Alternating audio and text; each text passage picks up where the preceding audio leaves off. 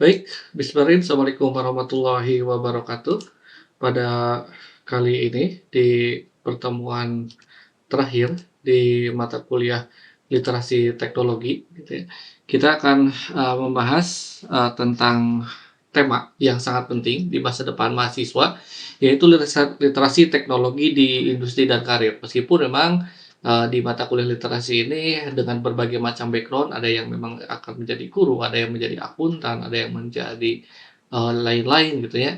Nah, cuman memang dalam di masa yang akan datang gitu ya, materi ini memang kalau bisa disebutkan sangat universal di sini. Karena memang teknologi ya, dan untuk membangun karir di dunia industri ya yang memang di masa akan datang akan semakin maju. Dan selama beberapa pertemuan sebelumnya sebenarnya kita telah mempelajari berbagai macam aspek teknologi literasi digital.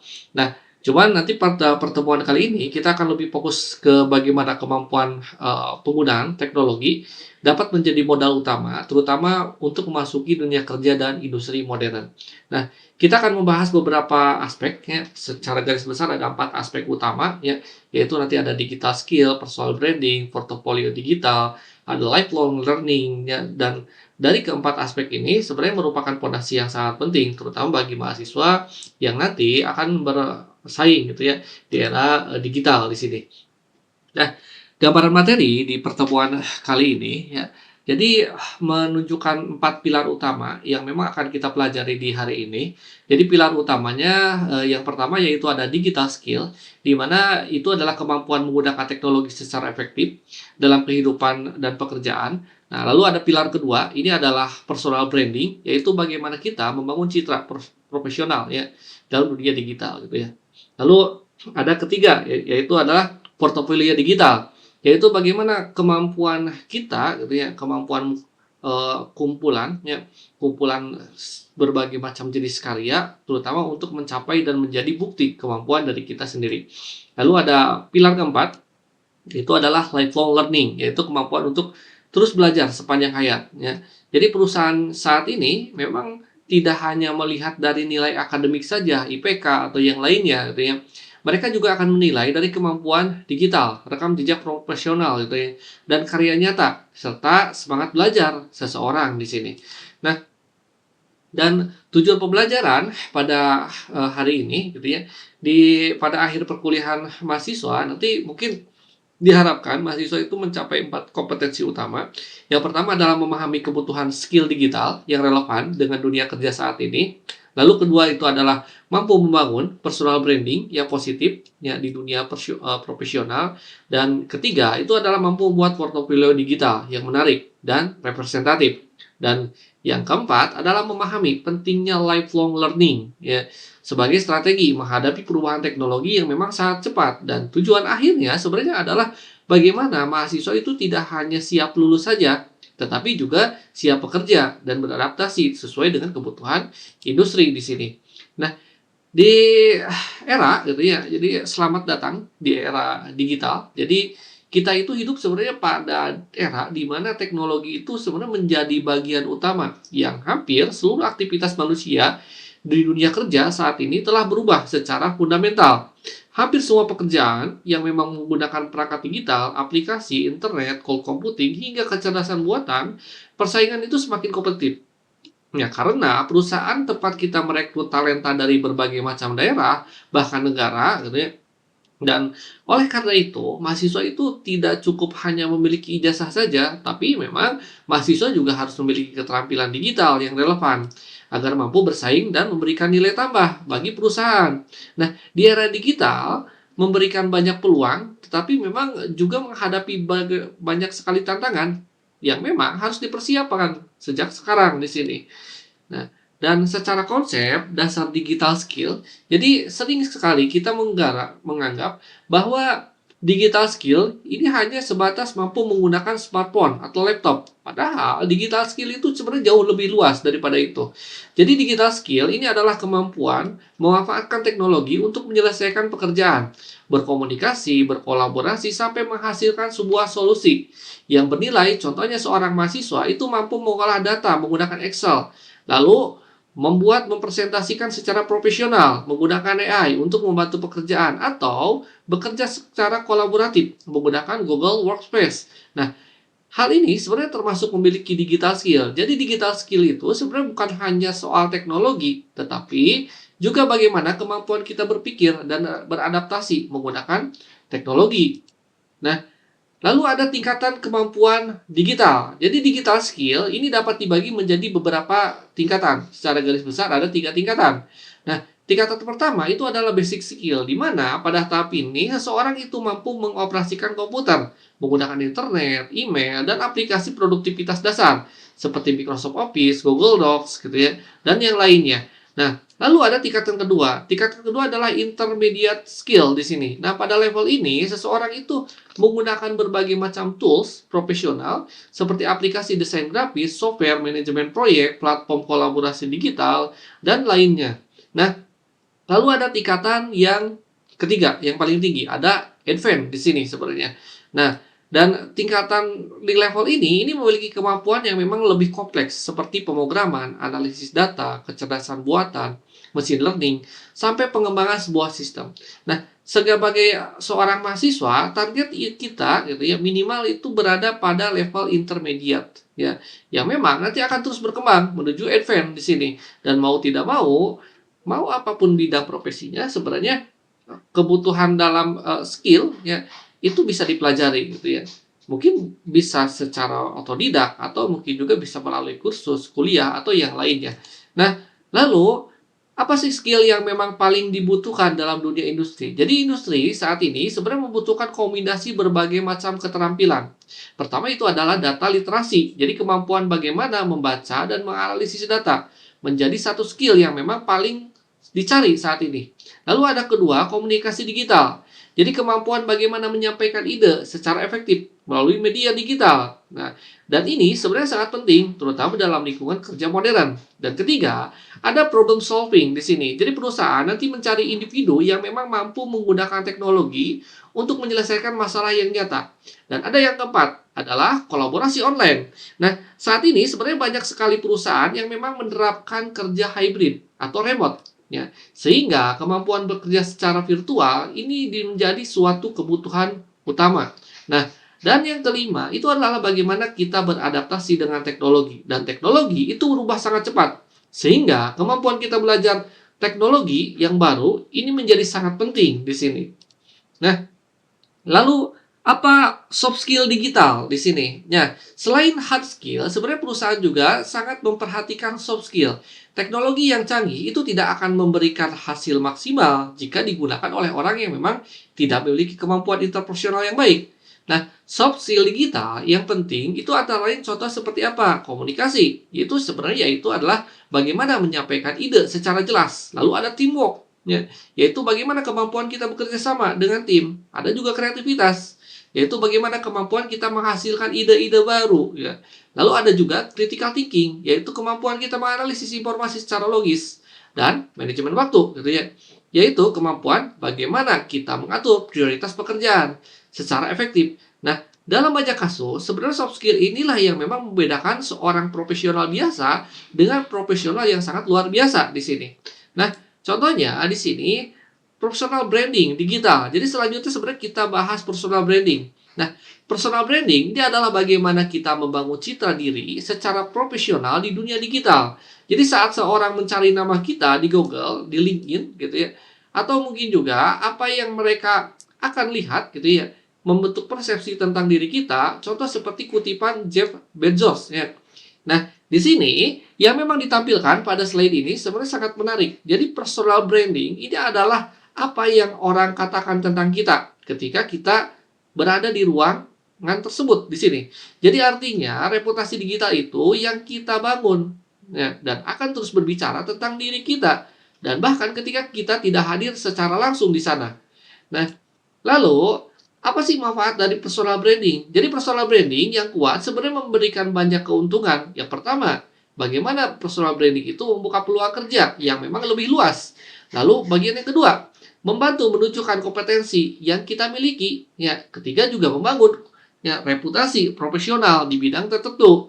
Lalu ada keempat, ya membuat kita itu berbeda dari kandidat yang lainnya. Jadi bayangkan ada dua lulusan yang memang IPK-nya sama, namun salah satunya aktif di LinkedIn, ya memiliki portofolio dan sering membagikan karyanya. Nah, lalu kandidat tersebut itu biasanya memiliki peluang yang memang lebih besar, ya untuk menarik perhatian atau rekrutmen di sini. Nah, lalu strategi membangun personal branding. Jadi ada 4 langkah utama dalam membangun personal branding. Yang pertama adalah aktif di platform profesional, contohnya seperti LinkedIn. Yang kedua, membuat suatu konten secara konsisten yang memang menunjukkan proses belajar dan keahlian. Nah, ketiga itu adalah menampilkan karya nyata sebagai bukti kemampuan. Ya. Ada juga yang keempat. Keempat itu bagaimana menjaga citra positif ya, dan profesional di dunia digital di sini. Nah, jadi ingat, personal branding ini sebenarnya bukan berarti pamer gitu ya, bukan berarti sebuah pencitraan. Nah, jadi personal branding ini adalah suatu proses menunjukkan nilai dan kompetensi yang memang kita miliki secara profesional di sini. Nah, ada beberapa platform utama, terutama untuk personal branding gitu. Ya, yang utama itu adalah untuk membangun personal branding, terdapat beberapa platform. Ada LinkedIn, ya biasanya digunakan untuk networking profesional, mencari peluang kerja. Lalu ada GitHub juga. Sebenarnya untuk seorang programmer, ya GitHub ini sangat penting bagi mahasiswa informatika biasanya. Karena memang menjadi tempat yang menunjukkan bagaimana proyek pemrograman yang memang telah kita buat. Ya. Lalu ada portofolio website di sini. Menjadi ruang pribadi, terutama untuk menampilkan karya terbaik ya di media ya terbaik di sini. Lalu ada juga media sosial. Ini yang paling umum sebenarnya gitu ya. Seperti Instagram, TikTok, X gitu ya. Dan yang sering digunakan untuk membangun reputasi profesional.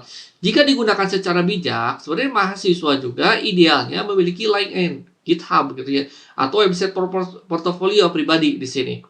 Nah, lalu bagaimana portofolio digital di sini? Jadi, jika CV menjelaskan siapa diri kita, maka portofolio itu membuktikan kemampuan kita. Nah, portofolio digital itu berisi kumpulan karya, proyek, pencapaian, sampai pengalaman yang memang dilihat langsung oleh tim lain, oleh orang lain. Jadi, perusahaan yang saat ini lebih tertarik melihat bukti nyata itu berada pada sekedar cuman membaca daftar kemampuan pada CV ya. Karena memang itu portofolio ya ini menjadi salah satu senjata sebenarnya terkuat terutama bagaimana ketika dia itu melamar pekerjaan di sini. Nah, lalu apa sih komponen portofolio digital di sini? Jadi portofolio yang baik setidaknya sebenarnya memiliki 5 komponen utama. Yang pertama ada profil diri. Ini yang menjelaskan bagaimana identitas, tujuan, profesional kita. Lalu kedua itu adalah proyek yang memang pernah kita kerjakan. Ya, ini menjadi ciri khas track record kita gitu ya. Lalu ada ketiga ya, itu karya yang memang dapat dilihat secara langsung. Ini bukti ya. Dan lalu ada keempat, ini pengalaman organisasi, magang atau pekerjaan gitu ya. Ini lebih kepada pengalaman, experience dan yang lainnya. Nah, lalu ada kelima, daftar skill. Ini memiliki portofolio yang memang lengkap ya dan memang akan memberikan gambaran yang jelas terutama mengenai kompetensi seseorang di dunia kerja di sini. Nah, lalu bagaimana format portofolio di sini? Jadi tidak ada format portofolio yang sempurna. Sebenarnya website pribadi itu menjadi bagian yang memang paling fleksibel gitu ya, yang tinggi. Nah, ada juga PDF Pro Portfolio yang memang mudah dikirim kepada recruiter. Nah, ada juga GitHub yang memang cocok untuk developer atau programmer. Ada entah itu programmer gitu ya, ada backhand, dribble yang memang cocok untuk desain grafis gitu ya, atau kreator visual dan format-format yang lain sebenarnya pilih sesuai dengan bidang dan tujuan karir masing-masing di sini. Nah, dengan berbagai macam jenis ya. Lalu bagaimana tips portofolio yang memukau ya? Sebenarnya ada beberapa tips ketika kita membuat portofolio gitu ya. Yang penting dalam ketika kita membuat portofolio tersebut. Yang pertama itu adalah tampilkan karya terbaik, bukan semua karya gitu ya. Jadi kadang-kadang semua karya itu ada yang memang menarik, ada yang tidak menarik di sini. Lalu kedua, buat struktur yang jelas dan mudah dipahami, kata-katanya, strukturnya, hierarkinya gitu ya. Lalu ketiga, lakukan pembaharuan secara berkala di sini gitu ya. Apabila ada karya terbaru, perbaharui CV-nya gitu ya. Supaya apa? Tidak ketinggalan info-info dari yang kita buat gitu ya, karya-karya terbaru kita gitu ya. Nah, karena memang kadang karya lama itu sudah tidak relevan dengan karya yang terbaru atau zaman-zaman sekarang gitu ya, makanya tetap harus diperbaharui. Nah, lalu di sini ada keempat di sini. Ya, gunakan desain yang memang profesional, yang menarik gitu di sini. Yang formal ya, pada dasarnya seperti itu. Jangan sekali-kali membuat membuat suatu CV yang memang sesuai desainnya itu sesuai dengan hobi kita, keinginan kita gitu ya, yang tidak formal. Contohnya senang black metal gitu ya. Semuanya hitam-hitam atau senang Barbie, pink-pink gitu, jangan gitu ya. Buat yang memang seprofesional mungkin gitu, seformal mungkin. Nah, lalu keempat, gunakan desain profesional itu harus menarik ya, dan portofolio itu harus baik, harus mampu membuat rekrutmen ini memahami kemampuan kita ya. Jadi hanya dalam beberapa menit saja ketika mereka itu melihat CV kita. Nah, lalu di sini ada yang namanya lifelong learning di sini. Jadi konsep berikutnya adalah lifelong learning atau pembelajaran sepanjang hayat. Di era teknologi, belajar itu tidak berhenti saat lulus kuliah saja, ya. Tetapi karena teknologi itu akan terus-menerus berkembang, sehingga kita harus terus memperbaharui pengetahuan kita dan keterampilan kita. Ada kutipan dari Benjamin Franklin gitu ya, yang memang mengatakan bahwa investasi terbaik itu adalah investasi pada pengetahuan.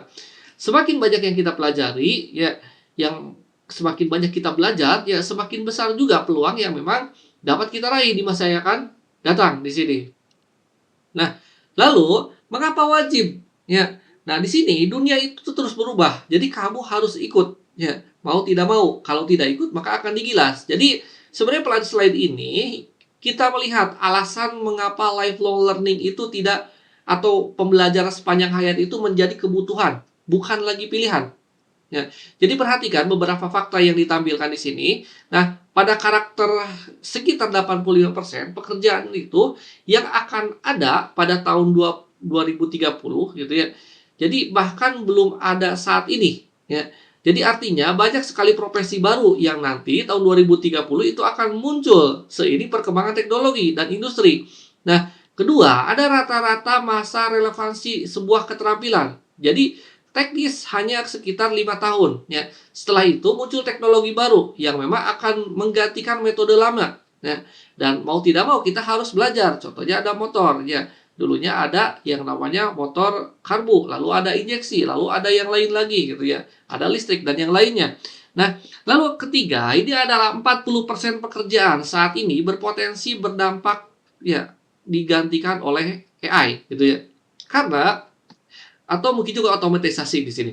Karena memang beberapa pekerjaan yang memang mungkin berubah, sebagian akan bertransformasi, ya mungkin sebagian lagi akan hilang.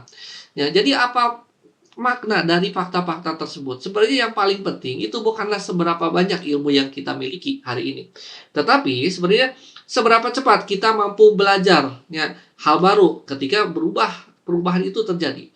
Nah, mahasiswa yang memang harus belajar itu akan selalu memiliki peluang beradaptasi. Sebaliknya, mereka yang berhenti belajar itu akan kesulitan mengikuti perkembangan zaman karena memang itu belajar sepanjang hayat itu merupakan strategi ya, bertahan dan berkembang dalam dunia kerja di masa depan di sini. Lalu, bagaimana strategi pengembangan diri? Nah, cara tumbuh di era digital di sini. Jadi pertanyaan berikut ini adalah bagaimana cara menerapkan lifelong learning dalam kehidupan sehari-hari. Jadi sebenarnya slide ini menunjukkan 5 strategi yang memang dapat dilakukan gitu ya. Ada 4 strategi yang dapat dilakukan oleh mahasiswa. Nah, strategi pertama adalah belajar mandiri di sini. Jadi belajar mandiri ini silahkan setiap hari itu Anda mempelajari sesuatu yang baru meskipun memang hanya 15 sampai 30 menit. Nah, kebiasaan kecil ini yang dilakukan secara konsisten akan menghasilkan perkembangan yang besar. Nah, lalu ada strategi kedua, kita mengikuti kursus online yang tersedia, kursus yang dengan sertifikasi atau dapat meningkatkan kompetensi ya, teknis maupun profesional strategi. Lalu ada ketiga, ya bagaimana membaca, mengeksplorasi informasi yang baru. Jadi mahasiswa nanti akan membiasakan ya membaca artikel, jurnal ya atau newsletter industri gitu ya. Memang agar supaya apa? Supaya selalu mengikuti perkembangan. Nah, sebenarnya kita mengikuti belajar di mana saja gitu ya. Bisa di Coursera, ada Udemy, ada YouTube, ada e-learning kampus gitu ya.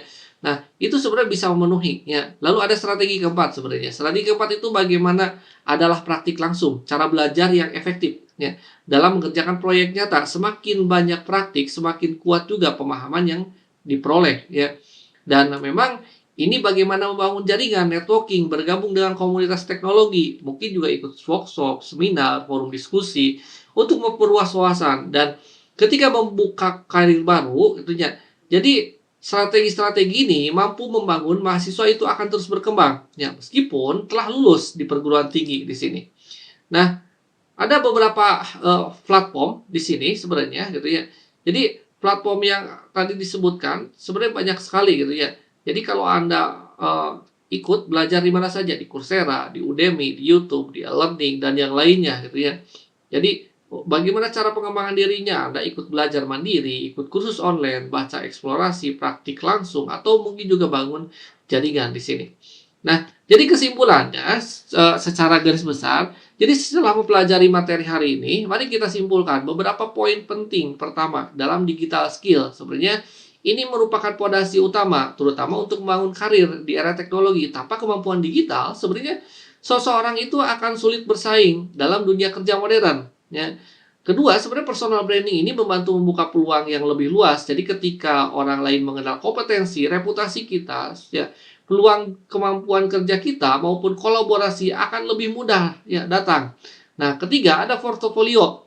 Ini adalah bukti nyata kemampuan portofolio sebenarnya menunjukkan apa yang akan benar-benar gitu ya bisa kita kerjakan dan bukan apa yang akan kita tuliskan di CV gitu ya.